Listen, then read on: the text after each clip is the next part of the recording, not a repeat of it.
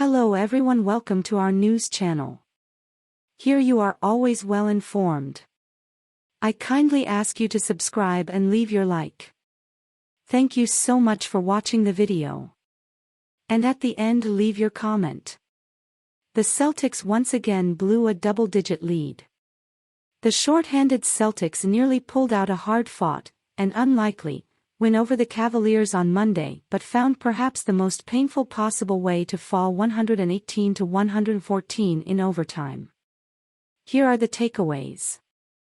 1. Clearly, we have to start with Grant Williams, who had a chance to essentially put a Celtics victory on ice with a pair of free throws, a tie game and just 0.8 seconds remaining on the clock. But first, a note about how the free throws came together.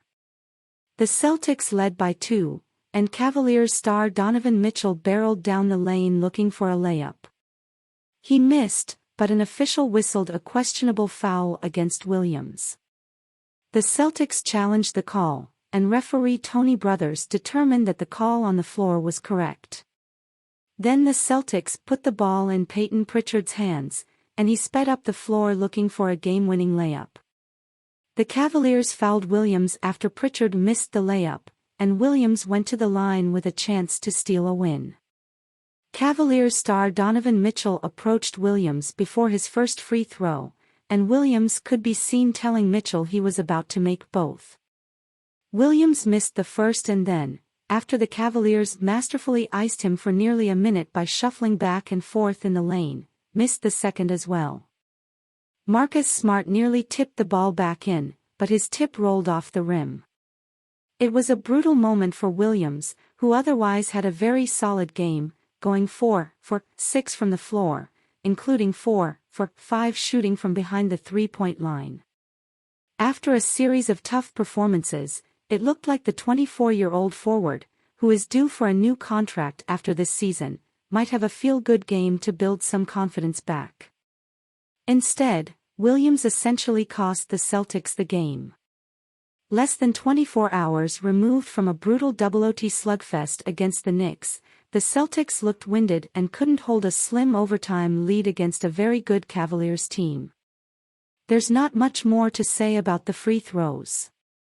Joe Mazzulla said he expects Williams to bounce back and correctly noted that Williams didn't try to miss them.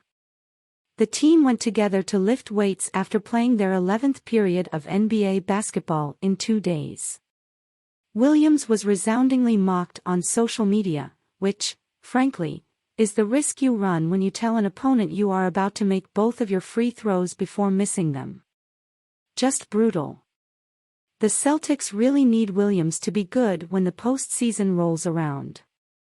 He defended Kevin Durant and Giannis Antetokounmpo better than anyone else last year and played a pretty crucial role in helping the Celtics reach the finals.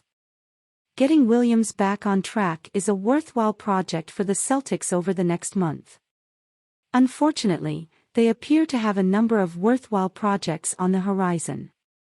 2. Jaylen Brown put together an excellent, gritty performance given the circumstances.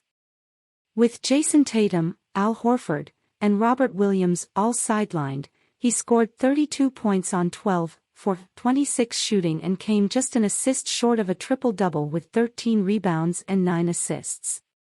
Malcolm Brogdon was solid as well in his return to the floor after suffering an ankle injury, scoring 24 points on 8 for 14 shooting.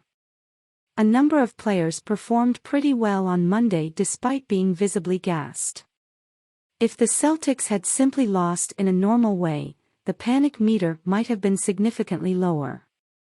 3. For the second night in a row, the Celtics generated significantly more three-pointers than their opponent and still lost. On Monday, they shot 16 for 48 from deep, just 33.3%. Again, fatigue appeared to be a factor. The Celtics moved the ball well and shot 13 for 25 from deep in the first half, then posted a catastrophic 3 for 23 in the second, one of which was Derek White's late three-pointer that bounced off the front rim and fell through. 4. Much was made on social media over the fact that the Celtics blew a double-digit lead once again, which just doesn't seem like a valid concern at this point. Fans understandably grow frustrated watching what looked like a comfortable lead fall away, but how many times do we need to watch it happen in the NBA this season before we understand that leads aren't really safe anymore? In an era where three-pointers are more emphasized, and more efficient than ever, a 15-point lead isn't much. There are myriad reasons to be concerned about the Celtics at this stage, but a blown double-digit lead on the second night of a back-to-back is less of a worry and more of an inevitability. The only question was whether they could hang on against the Cavaliers' storm. They nearly did, but nearly means a third straight loss and the fourth in 5 games. 5. The Celtics have now tied a franchise record for overtime games in a single season with 16 games remaining. 6. Pritchard, who has largely been out of the rotation, presumably since the Celtics are trying to build their playoff lineups, played 16 minutes, but he appeared to hurt himself on the final play of regulation and hobbled off the floor. Cavaliers team doctors visited him in the locker room.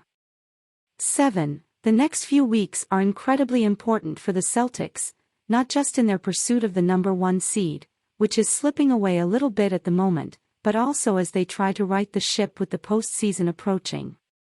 Malcolm Brogdon, meanwhile, discussed why the upcoming 6-game road trip matters so much.